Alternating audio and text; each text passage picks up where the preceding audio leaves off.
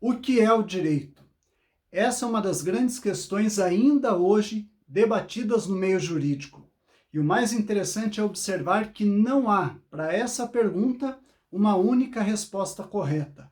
Pelo contrário, há múltiplas respostas possíveis. Por exemplo, se nós pegarmos a resposta dada pelos justnaturalistas, nós vamos perceber que para eles o direito é tão somente a norma justa. A norma que não é justa representa a corrupção da própria norma e, portanto, não pode ser considerada parte do direito. Para os justnaturalistas, portanto, o direito é a norma justa.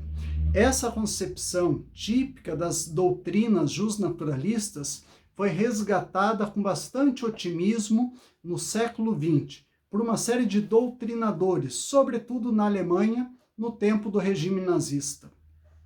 Muitos doutrinadores foram perseguidos pelo regime por conta dessa posição, por defenderem que o direito deve sim estar comprometido com a norma justa e que seja capaz de promover a igualdade.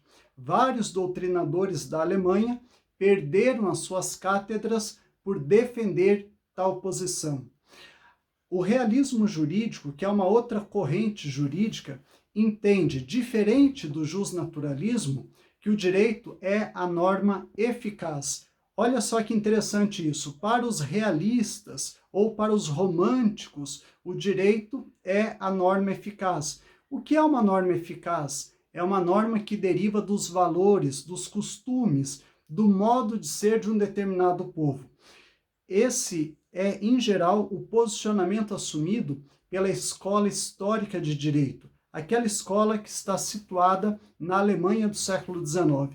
Para os ecléticos, para os românticos, ou, se você preferir, para os realistas jurídicos, o direito ele se constitui por regras que derivam da realidade histórica e social de um determinado povo. Portanto, para eles, a fonte primária do direito não é o Estado, não é a norma, mas é o espírito do povo, o modo de ser de um determinado povo. Aquilo que Savigny chamava de Volksgeist, espírito do povo. A norma será eficaz na medida em que ela for compatível com o modo de ser de um determinado povo. O que o Estado faz é apenas instrumentalizar e positivar o modo de ser desse povo. Notem, então, que nós já temos aqui duas respostas para aquela pergunta: o que é o direito? Para justnaturalistas, direito é a norma justa. Diferente deles, os românticos ou os realistas jurídicos vão dizer que o direito é a norma eficaz, aquela norma que deriva da história, da realidade concreta ou do espírito do povo. É por conta dessas várias concepções divergentes que no início do século XX nós vamos perceber uma guinada mais radical do direito em direção a uma abordagem mais técnica e científica. O grande responsável por esse grande movimento é o pensador, filósofo Hans Kelsen, que é um pensador que nasceu em Praga, mas viveu boa parte da sua vida na Áustria. Ele nasce em 1881 e falece em 1973. É considerado um dos maiores expoentes do pensamento jurídico contemporâneo. Kelsen desenvolveu a chamada teoria pura do direito.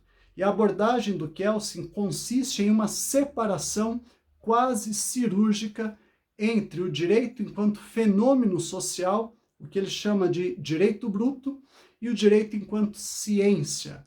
Portanto, para Hans Kelsen, o pai do positivismo jurídico, o pai da teoria pura do direito, uma coisa é o direito enquanto fenômeno social, o direito que está constituído, contaminado por valores, por crenças, por ideologias. Mas outra coisa bem distinta disso é o direito enquanto ciência, enquanto teoria pura. Nós não podemos confundir as duas coisas.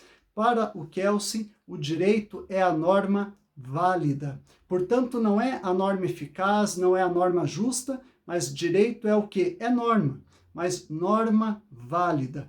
Quando se fala em ciência do direito, essa ciência tem um objeto. Qual é o objeto da ciência do direito? Se a química, a física, a biologia, cada qual dessas ciências tem um objeto, o direito também precisa ter o seu objeto. E o objeto é a norma. A norma válida. A norma válida é aquela que deriva, que nasce de um processo legislativo autêntico, onde aqueles que apresentaram um projeto de lei tinham autoridade, um mandato para tal, onde aqueles que aprovaram aquele projeto de lei tinham autoridade, porque foram eleitos por voto popular. Então, são esses elementos que dão validade à norma. E é desse modo que a teoria pura do direito entende o fenômeno jurídico. Para Kelsen, portanto, a norma válida é aquela norma que deriva de um processo legislativo autêntico e que não entra em rota de colisão com uma norma jurídica que seja superior àquela que foi criada. Atendendo a essas condições, nós temos a validade da norma. Notem, portanto, que no positivismo pleno, representado por Hans Kelsen, o que importa é a validade da norma. Não se está discutindo aqui o conteúdo que compõe essa norma. É claro que isso vai ser motivo de crítica por parte de vários pensadores, mas na abordagem desenvolvida por Kelsen, a validade da norma ela é suficiente para representar o todo do direito, de tal modo que para Kelsen e para os demais positivistas que seguem esse entendimento, o que importa ao direito não é o fato social ou como as coisas são, mas o que importa para o direito é como as coisas devem ser, o dever ser. É a norma que regula o fato social e não o fato social que determina a produção da norma. Portanto, uma forma de compreender o direito que se afasta muito daquela típica da escola histórica do direito, onde o fato social determinava a produção da norma. No juspositivismo pleno, se dá de forma contrária. A verdade do direito não está no fato social. A verdade do direito está na interpretação normativa dos fatos sociais. E é por isso, então, que o Kelsen faz essa distinção. A ciência do direito não está preocupada com o mundo dos valores ou com os juízos de valor. A ciência do direito está preocupada tão somente com o mundo dos fatos ou com os juízos de fato.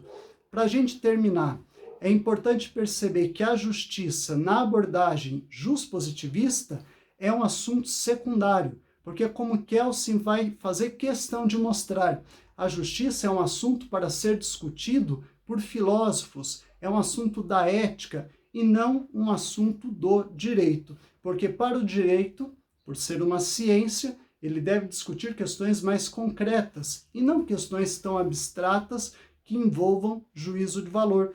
Portanto, o juspositivismo pleno afasta-se cada vez mais da moral, afasta-se dos valores, afasta-se da ética e, consequentemente, afasta-se de um ideal qualquer de justiça.